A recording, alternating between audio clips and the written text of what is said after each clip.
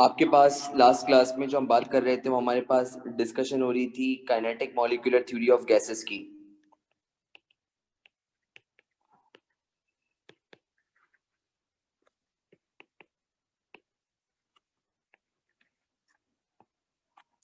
और हमने ये इसके अंदर जाना था काइनेटिक मॉलिक्यूलर थ्योरी बेसिकली आपके पास एक ऐसी थ्योरी है जो आपके पास हमें ये बताती है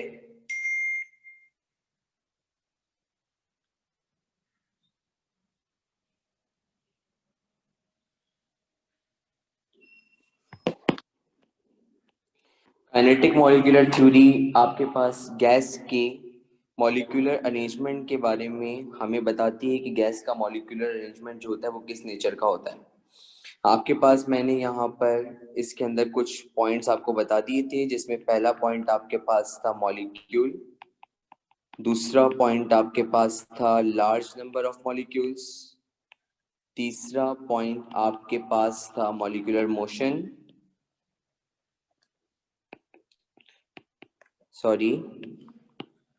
मॉलिक्यूलर वॉल्यूम, चौथा पॉइंट आपके पास था कोलिजन, पांचवा पॉइंट था आपके पास रैंडम मोशन। ठीक है, आपके पास अब जो इसमें नेक्स्ट पॉइंट आता है वो आता है नो अट्रैक्टिव फोर्सेस।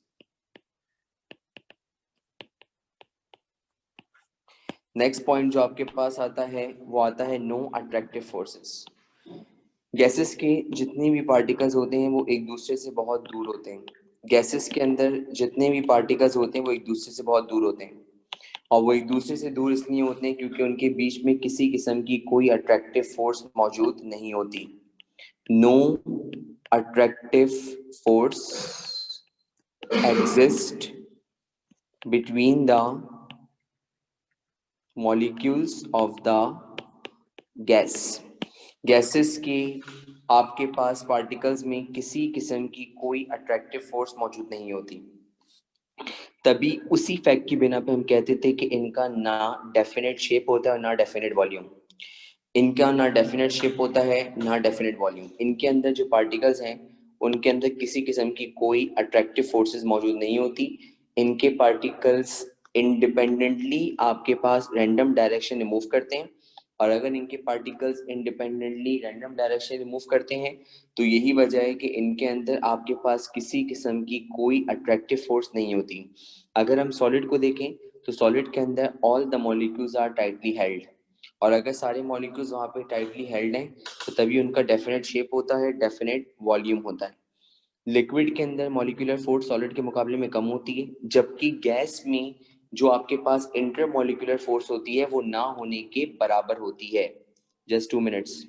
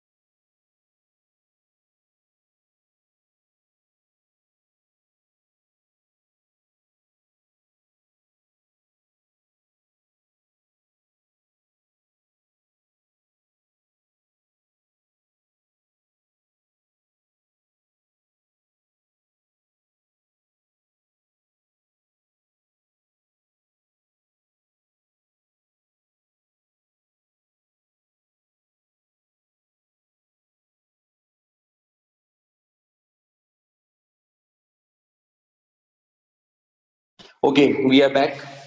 तो यहाँ पे आपके पास बताई गई थी कि गैसेस के मॉलिक्यूल्स में जो अस्सलाम वालेकुम स्टूडेंट्स, बेटा आपको टेस्ट का लिंक शेयर कर दिया गया है और आप अपना टेस्ट स्टार्ट कर सकते हैं।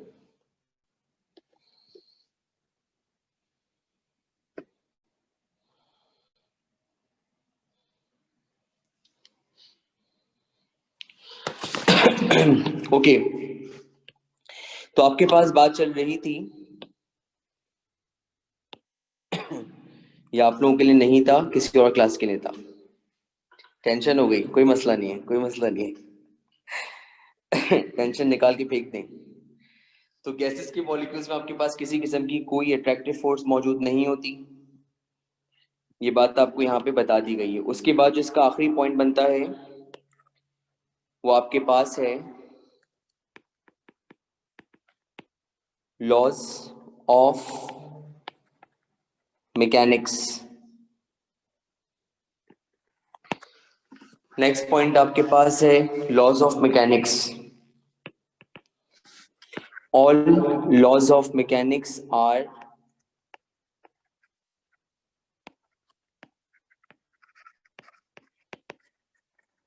Applicable on gases. जितने भी लॉज ऑफ मैकेनिक्स हैं वो सारे के सारे गैसेस के ऊपर एप्लीकेबल हैं। Newton first law of motion, Newton second law of motion, Newton third law of motion, जितने भी लॉज ऑफ मैकेनिक्स हैं वो सारे के सारे आपके पास गैसेस के ऊपर एप्लीकेबल होते हैं। तो laws of mechanics are applicable. यार ये चेक कर लें कि सारे ग्रुप्स में चला गया, ये चेक कर लें सारे ग्रुप्स पे टेस्ट चला गया, बस ये चेक कर लें। तो आपके पास जितने भी लॉज ऑफ मैकेनिक्स हैं वो सारे के सारे आपके पास गैसेस के ऊपर एप्लीकेबल हैं। तो यहाँ पे आपके पास ये काइनेटिक मॉलिक्यूलर थ्योरी के कुछ पॉइंट्स थे जो पॉइंट हमने यहाँ पे करा दिए, ठीक है। पॉइंट्स के नाम देख लीजिएगा, आपके पास ये kinetic molecular theory of gases यहाँ पे वाइंड अप हो गई। अब आपके पास जो टॉपिक आता है वो आपके पास शुरू होते हैं गैस लॉज। और गैस लॉ में सबसे पहला लॉ आपके पास आता है बॉयल्स लॉ। गैस लॉज में आपके पास सबसे पहला जो लॉ आता है उसका नाम है बॉयल्स लॉ। अगर आपसे कोई पूछे कि बॉयल्स लॉ आपके पास किसके बीच में रिलेशन देता है, तो याद रखिएगा बॉयल्स लॉ आपको प्रोवाइड करता है relationship between volume and pressure. Boyle's law gives the relationship between volume and pressure. Boyle's law आपके पास जो है वो वॉल्यूम और प्रेशर के बीच में एक रिलेशनशिप देता है, keeping the temperature constant. Keeping the temperature constant. Keeping the temperature constant. Boyle's law gives the relationship between volume and pressure, keeping the temperature constant. अब आइए जरा देखते हैं कि ये लॉ कहता क्या है। सबसे पहले देखते हैं हम इसकी स्टेटमेंट। आपके पास ये लॉ कहता है the volume of a given mass of a gas, the volume of a given mass of a gas is inversely proportional. The volume of a given mass of a gas is inversely proportional to the applied pressure, to the applied pressure, keeping the temperature constant. Keeping the temperature constant. The volume of a given mass of a gas, the volume of a given mass of a gas is inversely proportional to the applied pressure. The volume of a given mass of a gas is inversely proportional to the applied pressure, keeping the temperature constant. किसी भी gas का volume और pressure, इन दोनों के अंदर एक inverse relationship होती है। याद रखिएगा आपके पास जिन दो क्वांटिटीज के बीच में रिलेशनशिप हमें डिस्कस करनी होती है तो हमें सिर्फ उन्हीं को डिस्कस करना होता है और बाकी चीजें क्या रखी जाती हैं, कांस्टेंट। जैसे अगर मुझे रिलेशनशिप पढ़ना है आपके पास वॉल्यूम और प्रेशर के बीच में, तो सिर्फ वॉल्यूम और प्रेशर को मैं चेंज करूंगा और बाकी चीजों को मैं क्या लूंगा, कांस्टेंट। दोबारा बोल रहा हूँ, अगर आपके पास तस्करा है प्रेशर का, अगर आपके पास तस्करा है वॉल्यूम का, अगर आपके पास तस्करा है टेम्परेचर का, और अगर आपको इन तीनों में से किसी भी दो के बीच में रिलेशनशिप डिस्कस करना होगा तो जो रिमेनिंग पैरामीटर होगा उसको हमें कांस्टेंट रखना होगा। क्योंकि अगर तीनों चेंज हो रहे होंगे तो फिर हम उनके बीच में एक करेक्ट रिलेशनशिप को कायम नहीं कर सकते। Did you get my words? तो इसीलिए याद रखिएगा कि अगर मेरे पास यहाँ पे बॉयल्स लॉ की बात हो रही है, तो बॉयल्स लॉ एक ऐसा लॉ है जो आपको रिलेशनशिप देता है between volume and pressure keeping the temperature constant. अब मैं आपको एक छोटी सी बात बताता हूँ, जरा गौर से सुनिएगा।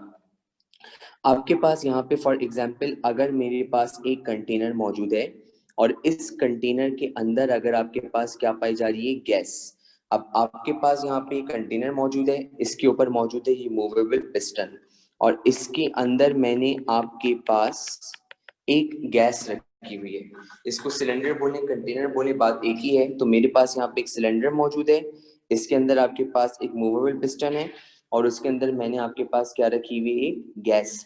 एक बात अपने जहन नशीन कर लें, जब जब आपके पास किसी भी सिस्टम का प्रेशर चेंज होता है, तो प्रेशर उसी वक्त चेंज होता है जब या तो उसके ऊपर एक्सटर्नल फोर्स बढ़ाई जाए या उसके ऊपर एक्सटर्नल फोर्स को कम किया जाए। तो एक्सटर्नल फोर्स को जब बढ़ाते हैं और एक्सटर्नल फोर्स को जब कम करते हैं, तभी सिस्टम का प्रेशर आपके पास क्या होता है, चेंज। तो यही चीज मैं आपको यहाँ पे बता रहा हूँ। अगर आपके पास मुझे इसका प्रेशर चेंज करना है तो मुझे इसके ऊपर कुछ वेट्स डालने होंगे। जब मैं आपके पास इसके ऊपर बाहर से कुछ वेट्स लाके एंटर करूंगा, तो वेट्स लाने का मतलब यह है कि मैं आपके पास यहाँ पे इस सिस्टम पे अप्लाई होने वाला प्रेशर बढ़ा रहा हूँ। और जब मैं इस पे आपके पास अप्लाई होने वाला प्रेशर बढ़ाऊंगा, तो प्रेशर बढ़ने की वजह से आप जानते हैं कि ये गैस कंप्रेस होगी, इज इट और नॉट? पहले आपके पास इस पे किसी किस्म का कोई वेट मौजूद नहीं था। अब जब मैंने बाहर से इसके ऊपर कुछ पत्थर लाके डाले, जिसको आप ऐसे भी ले सकते हैं कि अगर ये मेरे पास ऐसे पिस्टन मौजूद था, तो अब मैंने इस पिस्टन के ऊपर कुछ वेट्स डाले और वेट्स डालने के नतीजे में आपके पास ये गैस कंप्रेस हुई। जब ये गैस कंप्रेस हुई, तो कंप्रेस होने के नतीजे में इसका वॉल्यूम डिक्रीज हुआ। अब आप चेक करें, पहले इसका वॉल्यूम इतना पाया जा रहा था, एम आई राइट? और अब इसका वॉल्यूम इतना पाया जा रहा है। तो इससे आपने क्या बात सीखी? अगर आप किसी भी गैस पे लगने वाला प्रेशर बढ़ाएंगे, अगर आप किसी भी गैस पे लगने वाला प्रेशर बढ़ाएंगे, तो प्रेशर बढ़ाने की वजह से उसका वॉल्यूम डिक्रीज होगा। याद रखिएगा बेटा, गैस को कंप्रेस करना बहुत आसान होता है। गैस को कंप्रेस करना बहुत आसान होता है, क्यों? क्योंकि इनके पार्टिकल्स में इंटरमॉलिक्यूलर फोर्सेस ना होने के बराबर होती हैं।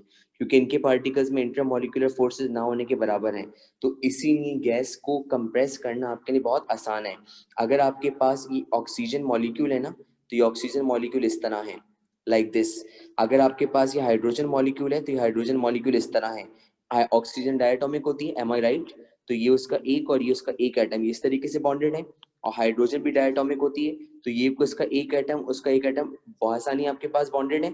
जब इसके ऊपर आप अज्यूम करें, जब ये प्रेशर पड़ेगा, तो इन दोनों का ये जो गैप है ये कम होगा, और कम होने के नतीजे में दोनों करीब आ जाएंगे।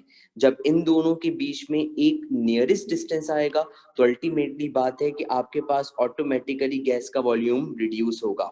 तो गैस कंप्रेसिबल होती है क्योंकि उसके मॉलिक्यूल्स में इंटरमॉलिक्यूलर फोर्सेस ना होने के बराबर होती हैं। तो अगर आप उसके ऊपर थोड़ा सा भी प्रेशर अप्लाई करेंगे, तो मॉलिक्यूल की ये जो बैंडविड्थ है, सॉरी बॉन्डविड्थ है, जिसको हम बॉन्डविड्थ कहते हैं, मॉलिक्यूल टू मॉलिक्यूल जो गैप होता है बॉन्डविड्थ कहलाता है। तो जिसकी बॉन्डविड्थ है ये आपके पास क्या होगी, डिक्रीज। और जब ये डिक्रीज होगी, तो इसका मतलब हम गैस के ऊपर प्रेशर अप्लाई करके उसकी वॉल्यूम को बासानी डिक्रीज कर सकते हैं। क्या ये बात समझ में आ रही है? तो मैंने जब आपके पास गैस के मॉलिक्यूल के ऊपर क्या अप्लाई किया, प्रेशर, तो हम ये सीखते हैं ना भाई, गैस कंप्रेस हो गई, समझ में भी तो आना चाहिए गैस कंप्रेस कैसे हो रही है। तो गैस के मॉलिक्यूल्स मैंने बोला, अगर ये आपके पास ऑक्सीजन है तो ये ऑक्सीजन का मॉलिक्यूल है, अगर ये हाइड्रोजन है तो ये हाइड्रोजन का मॉलिक्यूल है। जब हम इसके ऊपर बाहर से प्रेशर बढ़ाएंगे, तो ये दोनों कंप्रेस होंगे, बिल्कुल उस तरह जिस तरह स्प्रिंग कंप्रेस होता है। जब स्प्रिंग कंप्रेस होता है, तो बताइए क्या उसकी वाइंडिंग्स एक दूसरे के करीब आती हैं? तो इसी तरह आपके पास जब ये कंप्रेस होगा, तो ये कंप्रेस होने के नतीजे में एक दूसरे के करीब आएगा, और जब ये एक दूसरे के करीब आएंगे, तो अल्टीमेटली आपके पास गैस का वॉल्यूम डिक्रीज होगा। अगर हम इस पे लगने वाला प्रेशर बढ़ाते चले जाएंगे, तो इसका वॉल्यूम कम होता चला जाएगा। अब ये वाला जो सारा काम है, ये सिर्फ उस वक्त हो सकता है जब आपके पास गैस का मास भी कांस्टेंट हो और गैस का टेम्परेचर भी कांस्टेंट हो। तो मैंने एक बात ध्यान में रखी, बॉयल्स लॉ की अगर आपने बेसिक इक्वेशन को वाइंड अप किया, जो इसकी बेसिक इक्वेशन है वो क्या है कि बॉयल्स लॉ आपको रिलेशनशिप देता है वॉल्यूम और प्रेशर के बीच में। तो इसकी जो बेसिक्स है उसमें वॉल्यूम और प्रेशर की रिलेशनशिप हमें सिर्फ उस वक्त डिस्कस करनी है जब टेम्परेचर कांस्टेंट हो। टेम्परेचर के साथ साथ याद रखिएगा मास भी कांस्टेंट होता है। टेम्परेचर के साथ साथ याद रखिएगा इसका मास भी कांस्टेंट होता है। तो याद रखिएगा मैंने आपसे ये बात बोली, यहाँ पे मैं बार बार बोल रहा हूँ कि आपके पास अगर कोई पूछे कि ऐसा अंदर हो क्या रहा है जिसकी वजह से हम थोड़ा सा प्रेशर अप्लाई कर रहे हैं और वॉल्यूम कम हो रहा है, क्योंकि जो चीजें होती है ना, जब उनके अंदर हम कोई चेंज लाते हैं तो वो चेंज लाने से रेजिस्ट करती हैं। चीजें अपने अंदर से इतनी आसानी से चेंज लाना अलाउ नहीं करती। तो यहाँ पे अगर सिस्टम में चेंज आ रहा है तो इसका मतलब यहाँ पे चेंज एक्सेप्टेबल है। क्यों? क्योंकि अगर आप इस पे प्रेशर बढ़ा रहे हैं तो प्रेशर बढ़ाने की वजह से जो मॉलिक्यूल है उनके बीच का जो आपके पास गैप है वो कम होता है, और कम होने के नतीजे में आपके पास फिर ये होता है कि गैस आपकी बासानी कंप्रेस हो जाती है। तो आपने क्या चीज नोट करी? आपने नोट किया कि अगर आपने इसके ऊपर लगने वाला प्रेशर बढ़ाया तो इसका वॉल्यूम आपके पास क्या हुआ? डिक्रीज।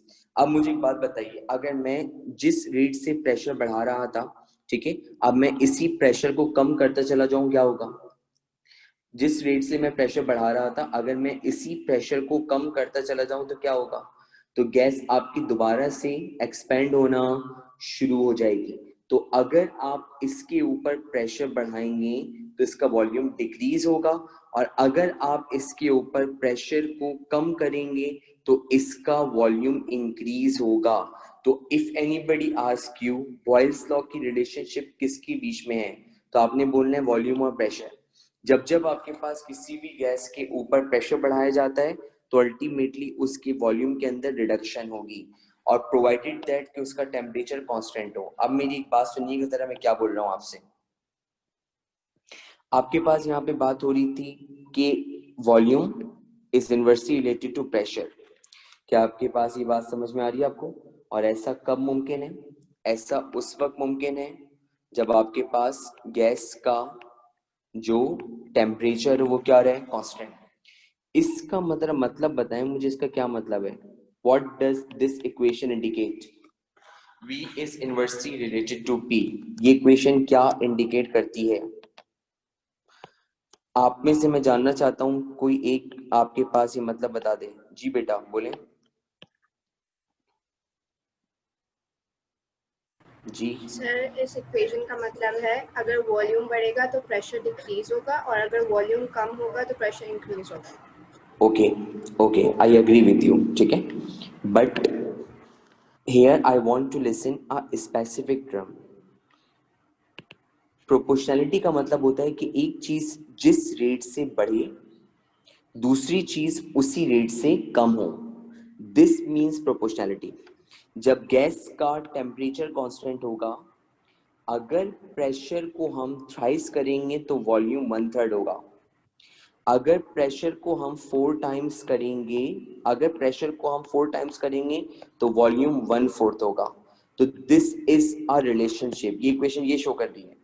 आपके पास अगर एक चीज बढ़ रही दूसरी चीज कम हो रही है, सही है, मैं आपकी बात से एग्री कर रहा हूं, लेकिन मुझे चाहिए सेम प्रोपोर्शन। मैंने यहाँ पे क्या लिखा? Directly inversely proportional. प्रोपोर्शनल का वर्ड आता वहीं पर है जहां पर एक चीज को आप जितना बढ़ाएं या तो दूसरी चीज उतनी ही बढ़े या फिर दूसरी चीज उतनी ही कम हो। हम लोगों को प्रॉब्लम ये कि आज तक हमने इन इक्वेशंस को समझने की कोशिश ही नहीं की। अगर मैं आपसे बोलूं कि V is inversely related to P, क्या रिप्रेजेंट कर रहा है, तो आप बोलेंगे वॉल्यूम में जितना इंक्रीज आएगा प्रेशर में उतना ही डिक्रीज आएगा। लेकिन शर्त है, और शर्त क्या है कि temperature should be kept what? Constant. अगर टेम्परेचर चेंज हुआ तो फिर this law will not valid. I repeat, अगर टेम्परेचर चेंज हुआ तो फिर this law will not valid, because this statement और this law requires temperature to be constant. तो मेरे पास टेम्परेचर अगर कांस्टेंट होता है तो V और P इनवर्स होते हैं। Volume twice pressure half, volume thrice pressure 1/3, volume 5 times pressure 1/5। तो याद रखिएगा ये इक्वेशन ये शो कर रही है। यहां तक बात समझ में आ रही है? अब मुझे एक बात बताइए कि यहाँ पे लिखा हुआ है V is inversely related to P। Proportionality हटती है तो क्या आता है? जब प्रोपोर्शनलिटी हटती है तो हमारे पास आता है कांस्टेंट। अब मेरे पास ये बना v is equal to constant upon p, और इक्वेशन बन गई मेरे पास P V is equal to constant. Equation मेरे पास बन गई P V is equal to constant. This is the one state form of Boyle's law. इसको हम कहते हैं one state form of Boyle's law. ये बॉयल्स लॉ की वन स्टेट फॉर्म कहलाती है। और बॉयल्स लॉ की वन स्टेट फॉर्म हमारे पास क्या है, PV is equal to constant. Volume inversely proportional था प्रेशर के, प्रोपोर्शनलिटी हटी, हमारे पास क्या है, कांस्टेंट। तो हमारे पास इक्वेशन बनी v is equal to constant upon p। और जब हमारे पास इक्वेशन बनी v is equal to constant upon p, तो अल्टीमेटली हमारे पास इसकी इक्वेशन बन गई P V is equal to constant. और इसको हम अपनी यूजुअल लैंग्वेज में नाम देते हैं आपके पास क्या, one state form of the Boyle's law. अब मुझे एक बात बताइए, इस इक्वेशन का मतलब क्या है? What does this equation represent? बहुत बोलते हैं ना by PV equal to constant, PV equal to constant. Now I would like to ask you people कि what does this equation say? चलिए भाई, बॉयल्स लॉ की बात हो रही है ना। आपने कहा बॉयल्स लॉ की वन स्टेट फॉर्म क्या होती है? आपने कह दिया मुझसे सर बॉयल्स लॉ की वन स्टेट फॉर्म होती है PV is equal to constant. और मैं इसको ऐसे भी कह सकता हूँ, the product of pressure and volume is constant when the temperature is gas of the gas is kept constant. इसका मतलब क्या है, गैस की कोई भी स्टेट हो, लिसन, इसका मतलब है कि गैस की कोई भी स्टेट हो, अगर टेम्परेचर कांस्टेंट है, अगर टेम्परेचर कांस्टेंट है तो पीवी का आंसर भी कांस्टेंट के बराबर आएगा। अगर गैस की कोई भी स्टेट हो, अगर आपके पास टेम्परेचर कांस्टेंट है तो पीवी का आंसर भी कांस्टेंट के बराबर आएगा। मेरे पास यहाँ मौजूद है कंटेनर, इसके ऊपर मेरे पास प्रेशर अप्लाई हो रहा है 5 न्यूटन पर मीटर स्क्वायर का। मेरे पास एक कंटेनर मौजूद है, इसके ऊपर प्रेशर अप्लाई हो रहा है 5 न्यूटन पर मीटर स्क्वायर का, और इस वक्त इसका जो वॉल्यूम है वो मेरे पास है कितना, 2 मीटर क्यूब। मेरे पास यहाँ पे इसका जो प्रेशर है वो मेरे पास है कितना, 5 न्यूटन पर मीटर स्क्वायर, और इसका जो वॉल्यूम है वो 2 मीटर क्यूब। अब मैंने आपके पास इसका प्रेशर बढ़ा के कर दिया 10 न्यूटन पर मीटर स्क्वायर, और मेरे पास इसका जो वॉल्यूम बन गया वो बन गया 1 मीटर क्यूब। अब चेक करें जरा, अगर मैं कहूँ कि यहाँ पे बॉयल्स लॉ अप्लाई करें तो आप बोलेंगे PV is equal to constant, ये बोलेंगे। प्रेशर बताइए कितना है यहाँ पे, 5, वॉल्यूम कितना है 2, दोनों को प्रोडक्ट लिया कितना आंसर आया 10। अगर मैं कहूँ कि यहाँ प्रेशर कितना है 10, वॉल्यूम कितना है 1, दोबारा आंसर कितना आया 10। तो अब आप चेक करें, यहाँ गैस का प्रेशर कुछ और वॉल्यूम कुछ और, यहाँ गैस का प्रेशर कुछ और वॉल्यूम कुछ और, लेकिन जब आपने उन दोनों का प्रोडक्ट किया तो आपको आंसर क्या मिला, कांस्टेंट। ये कहलाती है बॉयल्स लॉ की ये वाली इक्वेशन, कि आप गैस को कंप्रेस करें, आप गैस को एक्सपेंड करें, हर बार जब जब पी और वी का प्रोडक्ट लेंगे तो आपको आंसर हमेशा सेम आएगा। और कंडीशन ये है कि टेम्परेचर आपके पास कांस्टेंट रहना चाहिए, कंडीशन ये है कि टेम्परेचर आपके पास कांस्टेंट रहना चाहिए। तो मैं आपसे यही चीज बार बार अर्ज कर रहा हूं कि मेरे पास अगर यहाँ पे ये लिखा हुआ है PV is equal to constant, तो इसका मतलब है कोई भी गैस का प्रेशर हो, कोई भी गैस का वॉल्यूम हो, जब जब कांस्टेंट प्रेशर के ऊपर उनको एक्सपेंड या कंप्रेस किया जाएगा तो प्रेशर और वॉल्यूम का प्रोडक्ट हमारे पास एक कांस्टेंट क्वांटिटी के तौर पर आएगा। तो PV is equal to constant ये इंडिकेट करता है। आप मुझे बताइए कि आपको ये बात समझ में आई यहाँ तक? ठीक है, तो मेरे पास ये बात समझ में आ गई। अगर आपसे कोई पूछे ना कि PV is equal to constant क्या इंडिकेट करता है, तो आपने बोलना है कुछ नहीं करता, ऐसा तो नहीं कहेंगे ना। आप बोलेंगे PV is equal to constant indicate करता है कौन सा लॉ, बॉयल्स लॉ, और ये आपको देता है बॉयल्स लॉ की one state form. If anybody ask you on which condition this equation has been derived, then you should tell that person this equation has been derived on the assumption that whatever you are doing with the gas, its temperature should be kept what, constant. इसका जो आपके पास temperature है वो constant रहना चाहिए। अब मुझे एक बात बताएं जरा गौर से, जितने भी बच्चे यहाँ बैठे हुए हैं, मैं भी सवाल करूंगा आखिर में इन बच्चों से, इनसे मैं करता हूँ, तो बी अटेंटिव। अगर मेरे पास यहाँ पे ये सिलेंडर मौजूद है, अभी इस पे लगने वाला प्रेशर है P1 और इसका वॉल्यूम है V1, तो इसका मतलब P1 V1 कांस्टेंट के बराबर होगा, एग्री? अगर मैं इसका प्रेशर चेंज कर दूं P1 से कितना P2 और इसका वॉल्यूम कर दूं V2, तो P2 V2 भी कांस्टेंट के बराबर होगा। क्या अभी आपने पीछे ये बात पढ़ी थी?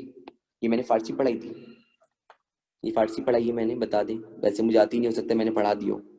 ठीक है, तो ये फारसी तो नहीं पढ़ाई ना।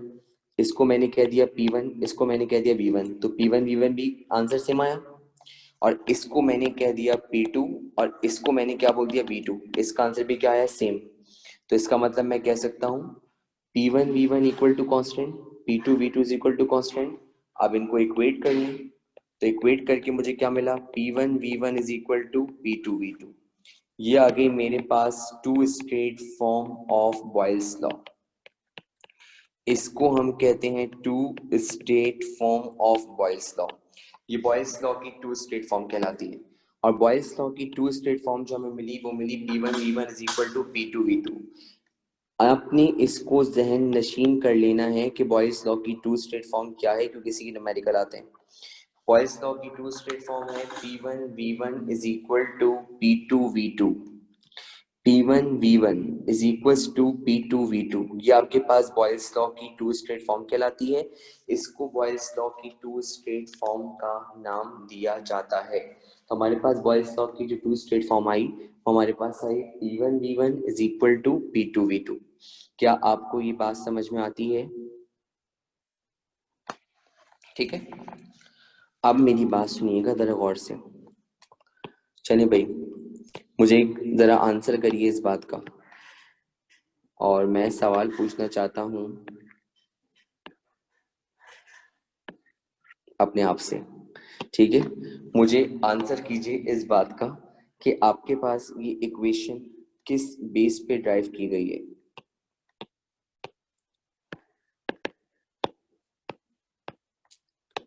मुझे बताइए इक्वेशन किस बेस पे ड्राइव हुई है।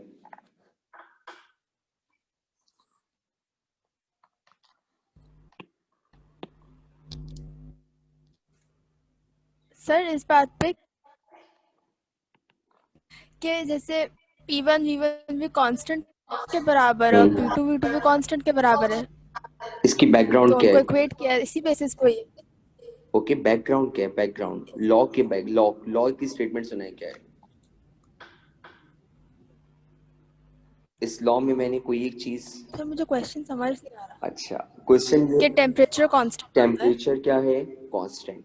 ठीक है, कांस्टेंट है। यस यस यस, ये चीज आपको समझ आता है, आप कभी कभी नाटक करती हैं।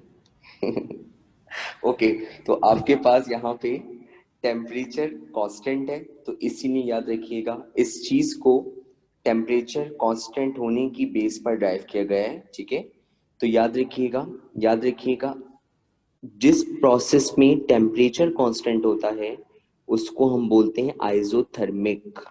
तो इस इक्वेशन को आइसोथर्मिक इक्वेशन भी कहा जाता है, नोट कर लें, इसको आइसोथर्मिक इक्वेशन भी कहा जाता है। और अगर आपसे कोई पूछे कि यहाँ पे आपके पास इसको आइसोथर्मिक क्यों कहा जा रहा है, तो आपने बोलना है बिकॉज यहाँ टेम्परेचर कांस्टेंट है। I repeat, I repeat, I repeat, कितनी बार बोल दिया? 4 बार, 5वीं बार बोल दूं आई रिपीट। यहाँ पे आपके पास जो है वो क्या है? Temperature constant. और जहाँ टेम्परेचर कांस्टेंट होता है उसको हम बोलते हैं आइसोथर्मिक इक्वेशन, उसको हम आइसोथर्मिक इक्वेशन का नाम बोलते हैं। अब मेरे पास यहाँ पर जब जब प्रेशर और वॉल्यूम का ग्राफ बनाया जाता है, जब जब प्रेशर और वॉल्यूम का ग्राफ बनाया जाता है, तो जब जब प्रेशर और वॉल्यूम का ग्राफ बनाया जाता है तो वो ग्राफ क्या आता है? कुछ तो आता है। तो बताइए वो ग्राफ किस नेचर का आता है? प्रेशर और वॉल्यूम का ग्राफ किस नेचर का आता है? मैट्रिक में पढ़ा, फर्स्ट ईयर में पढ़ा, सेकेंड ईयर में पढ़ रहे हैं, तीसरा साल है। जी एमन आगा बोले बेटा। सर कर्व बनेगा। कर्व बनेगा। इसका जो ग्राफ आपके पास आता है प्रेशर और वॉल्यूम का, वो आता है कर्व, और उससे बोलते हैं hyperbola. Pressure and volume graph will be hyperbola. वो एक हाइपरबोलिक कर्व होगा। प्रेशर और वॉल्यूम का ग्राफ आपके पास जो है वो एक हाइपरबोलिक कर्व होगा। और सब हंस रहे हैं एक दूसरे को देख के। ठीक है, तो प्रेशर और वॉल्यूम का जो ग्राफ होगा वो आपके पास एक हाइपरबोलिक कर्व होगा, उसको हम हाइपरबोलिक कर्व का नाम देंगे। तो आप जरा चेक करें ये आपके पास आया एक हाइपरबोलिक कर्व। हर वो क्वांटिटी जो इनवर्सली रिलेटेड होती है उनके ग्राफ आपके पास करवाते हैं। हर वो क्वांटिटी जो इनवर्सली रिलेटेड होती है उनके ग्राफ आपके पास करवाते हैं। हर वो क्वांटिटी जो इनवर्सली रिलेटेड होती है उसके ग्राफ आपके पास करवाते हैं। और इसको बोलते हैं आइसोथर्म। इसको बोलते हैं आइसोथर्म। इसको बोलते हैं आइसोथर्म। कुछ बच्चों को समझ में ही नहीं आया होगा कि आइसोथर्मिक में से क्यों कह रहा हूँ। जी, कितने लोगों को ये बात समझ में आ गई किस प्रोसेस को मैं आइसोथर्मिक क्यों कह रहा हूँ? हैंड रेज करें जरा। कितने लोगों को ये बात समझ में आ गई है कि मैं इस प्रोसेस को आइसोथर्मिक क्यों कह रहा हूँ? शुक्र है कि मुझे पढ़ाना आता है। ठीक है, तो इसको मैं आइसोथर्मिक इसलिए कह रहा हूँ क्योंकि यहाँ पे टेम्परेचर आपके पास क्या है? कांस्टेंट। जज़ाकल्लाह बेटा, thank you very much for your responses. क्योंकि यहाँ पे आपके पास टेम्परेचर क्या है? कांस्टेंट। और टेम्परेचर जहाँ कांस्टेंट होता है वो प्रोसेस कहलाता है आइसोथर्मल। तो इसीलिए आपके पास यहाँ पे एक आइसोथर्मिक कर्व आपको मिलेगा, इसको हम आइसोथर्म कहते हैं। अब जरा गौर से देखें, अगर मैं आपसे कहूँ, ग्राफ में रीड्रॉ कर रहा हूँ, रीड्रॉ, ठीक है। अब जरा चेक करते हैं क्या ये इनवर्सली रिलेटेड है या नहीं। इस पॉइंट पर देखें, इस पॉइंट पे, इस पॉइंट के ऊपर आपको ये चीज नजर आ रही है कि प्रेशर ज्यादा है और वॉल्यूम कम है। एग्रीड? इस पॉइंट के ऊपर प्रेशर देखें इतना ज्यादा है और वॉल्यूम क्या है? कम। आगे बढ़े, व्हाट अबाउट दिस पॉइंट? इस पॉइंट के बारे में क्या ख्याल है? इस पॉइंट के ऊपर आपका प्रेशर कम है लेकिन वॉल्यूम ज्यादा है, तो ये क्या बना? Inverse relation. तो अगर आपके पास एक क्वांटिटी बढ़ रही है दूसरी कम हो रही है, और अगर एक क्वांटिटी कम हो रही दूसरी बढ़ रही है। अब अगर ये P1 V1 है और अगर ये P2 V2 है, ठीक है, तो अब मुझे आप लोग बताएं, मैं जरा सवाल दोबारा आप सबसे करने वाला हूँ, जितनी भी खवातीन और बॉयज यहाँ पे बैठे हुए हैं, मुझे एक बात बताइए यहाँ पे कि ये आपके पास है P1 V1 और ये बुरा नहीं मानिएगा, ये आपके पास है P2 V2, ठीक है। तो मुझे एक बात बताइए कि ये इनिशियल स्टेट है और ये फाइनल स्टेट है। अब आपको बताना है कि इस ग्राफ के अंदर गैस कंप्रेस हो रही है एक्सपेंड? जल्दी से बताएं, शाबाश, सोचकर। इस ग्राफ के अंदर कंप्रेसिंग नेचर है या एक्सपेंडिंग नेचर है? सोचें सोचें, ये गैस कंप्रेस हो रही है या एक्सपेंड हो रही है? ये गैस चेक करें शुरू में कौन ज्यादा है और आखिर में कौन ज्यादा है, और ये चेक करें शुरू में कौन कम है और आखिर में कम कम है, तो समझ में आ जाएगा। चेक करें कि यहाँ पे गैस एक्सपेंड हो रही है या कंप्रेस हो रही है। किसी एक क्वांटिटी को लेके चेक कर लें, प्रेशर से चेक कर लें या वॉल्यूम से चेक कर लें, कोई भी एक क्वांटिटी लेके चेक कर लें, कोई भी एक क्वांटिटी रखकर चेक कर लें।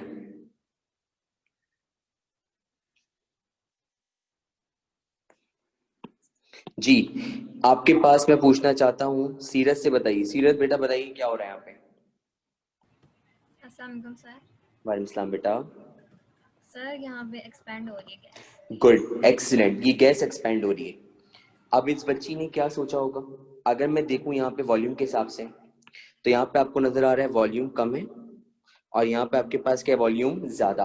तो इसका मतलब इस गैस का वॉल्यूम बढ़ रहा है। अगर इस गैस का वॉल्यूम बढ़ रहा है तो इसका मतलब आपके पास ये क्या हो रही है? एक्सपेंड। अगर इस गैस का वॉल्यूम बढ़ रहा है तो इसका मतलब आपके पास ये क्या हो रही है? Gas expand. पहले इसका वॉल्यूम कम है, बाद में इसका वॉल्यूम ज्यादा है, तो ये आपके पास एक एक्सपेंडिंग गैस का ग्राफ है, नोट कर लें।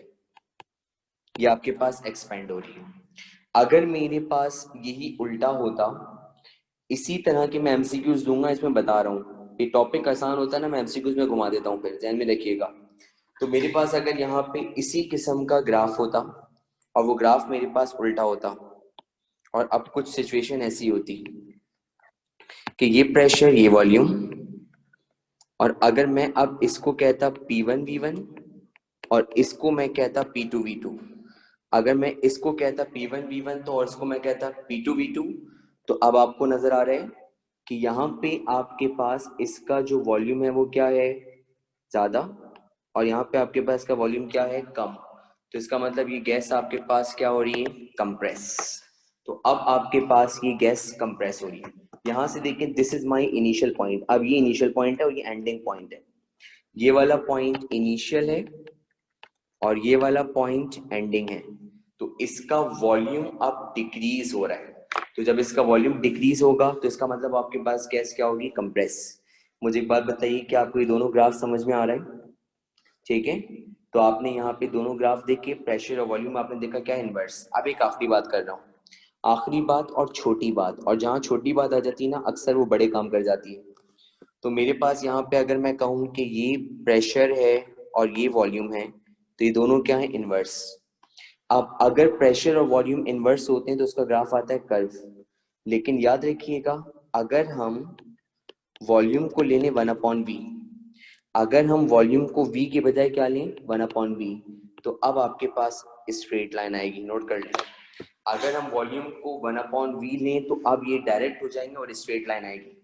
ये एमसीक्यू बन के पेपर में आते हैं, ये ना हो कि एमसीक्यू आ जाए और फिर सर को गालियां पड़ रही हो कुछ नहीं पढ़ाया। तो इसीलिए अभी बता रहा हूँ, सुन लें। आपके पास प्रेशर और वॉल्यूम दोनों इनवर्स होते हैं। अगर P और V के बीच में ग्राफ बनाएंगे तो वो कर्व आएगा, और अगर P और 1/v के बीच में ग्राफ बनाएंगे तो वो स्ट्रेट लाइन आएगी। P और V इनवर्स हैं, लेकिन P और 1/v डायरेक्ट हो जाएंगे। क्यों? क्योंकि आपने जो वॉल्यूम है उसको कर दिया रेसिप्रोकल, वॉल्यूम को आपने करा है रेसिप्रोकल, तो रेसिप्रोकल करने के बाद वो आपके पास क्या बन जाएगा, डायरेक्ट। तो ये आपके पास यहाँ पे इसका एक ग्राफ था जो हमें नजर आया। चलें, अब मुझे बताइए जरा गौर से कि इसकी स्टेटमेंट क्या है। बॉयल्स लॉ किसको रिलेट करता है, मुझे ये बताएं। जितना सवाल करूं उतना जवाब दीजिएगा, ट्रेन से आगे मत भागिएगा, ठीक है। महाम अरशद बताइए बेटा मुझे, बॉयल्स लॉ कौन सी क्वांटिटीज को रिलेट करता है? अस्सलाम वालेकुम सर। वालेकुम सलाम बेटा। सर वॉल्यूम और प्रेशर को। ठीक है, और इसमें बेटा कौन सी चीज जो है ना हम कांस्टेंट रखते हैं? टेम्परेचर। Good, thank you. इसमें हम आपके पास टेम्परेचर को कांस्टेंट रख रहे होते हैं, ठीक है। अब मुझे बताएंगे यहाँ से एलिफ, एलिफ बेटा जल्दी से अपने आप को अनम्यूट करें, क्विक। Yes sir. एलिफ ने साजिश करी, पीछे बहुत शोर आ रहा है। एलिफ मुझे एक बात बताइए, और जी अब सर। साजिश पर, अच्छा अब ठीक है बेटा। एलिफ मुझे बताइए इसकी स्टेटमेंट क्या है बेटा, जल्दी। की स्टेटमेंट है the mass of a given gas, the volume of a mass of given gas is inversely proportional to the pressure, keeping the temperature constant. Okay, अब मुझे बताइए इसकी स्टेटमेंट उर्दू में। ईमान आगा उर्दू में बताइए क्या है statement. Yes yes you, voice law की उर्दू में स्टेटमेंट बताएं क्या है। सर जो वॉल्यूम गैस का होगा वो इनवर्सली प्रोपोर्शनल है प्रेशर के, उसी गैस के, अगर टेम्परेचर कांस्टेंट हो। Okay, what does this equation represent? धूप में बैठी में नजर कुछ नहीं आ रहा। Boyle's law. बॉयल्स लॉ, ठीक है, गुड। अब मुझे बताइए जरा, चलें भाई, अब मैं पूछता हूँ लाइबा नदीम। लाइबा बेटा हैंड रेज करें, क्विक। लाइबा मुझे बताइए कि आपके पास ये वॉल्यूम और प्रेशर की जो इक्वेशन है किसको रिलेट कर दी, मतलब जिस तरह मैंने ये समझाया ना, ये समझा दी, क्या लिखा है मैंने? सर इसका मतलब ये है कि जितना वॉल्यूम होगा उतने ही रेट में, मतलब अगर जितने रेट में वॉल्यूम बढ़ेगा उतने ही रेट में प्रेशर कम होगा। गुड, जैसे वॉल्यूम आपके पास जिस रेट से इंक्रीज होगा, प्रेशर आपका उतने ही रेट से डिक्रीज होगा।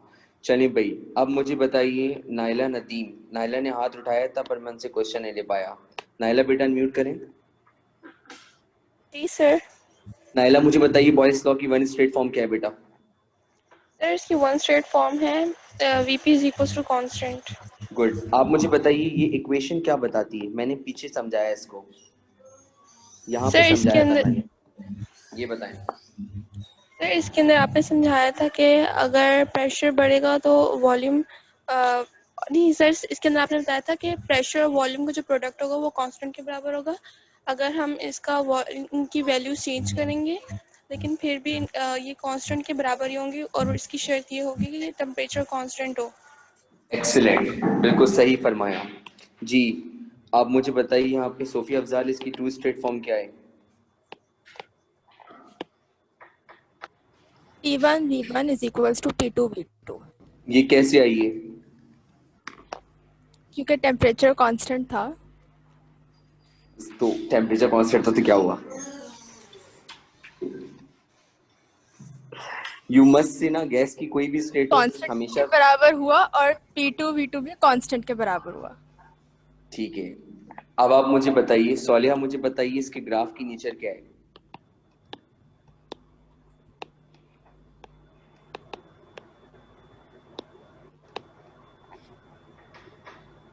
Hyperbolic curve. Okay, hyperbolic curve. Curve क्यों आ रहा है, बस ये रीजन बता दें, आ क्यों रहा है? हाइपरबोलिक कर्व इसलिए आ रहा है क्योंकि वो टेम्परेचर कांस्टेंट है और प्रेशर और वॉल्यूम का इनवर्स रिलेशन है, इसलिए। गुड गुड गुड, दोनों इनवर्सली रिलेटेड है, इसलिए आपके पास इसका जो कर्व आ रहा है आपके पास हाइपरबोलिक कर्व आ रहा है। जी बेटा, अगर कोई क्वेश्चन है तो you may ask, otherwise you can leave the meeting. किसी का कोई क्वेश्चन है? पक्की बात है? चलिए भाई, इंशाल्लाह ताला फिर कंटिन्यू करेंगे हम नेक्स्ट क्लास में। टेक केयर, अल्लाह हाफिज।